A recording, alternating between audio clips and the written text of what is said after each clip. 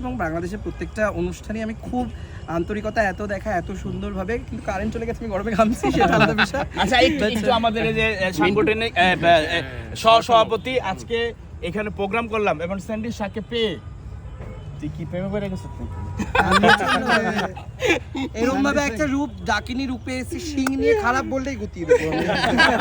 আসলে আমরা সান্ডি থেকে পেয়ে অনেক হাজার হাজার খুশি। Thank you. শুধু তাই নয়, পুরা আমাদের এই ডিজিটাল কন্টেন্ট ক্রিয়েটর যারা সমগ্র বাংলাদেশে বলেন, ইন্ডিয়াতে বলেন, সবাই আমাদেরকে পছন্দ করে এবং সান্ডিশাকে অনেক পছন্দ করে।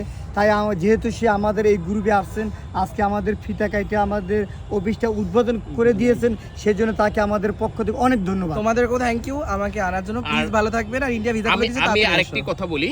আরেকটি কথা হলো, সামনে আমরা অনেক বড় একটা প্রোগ্রাম দিতে যাচ্ছি।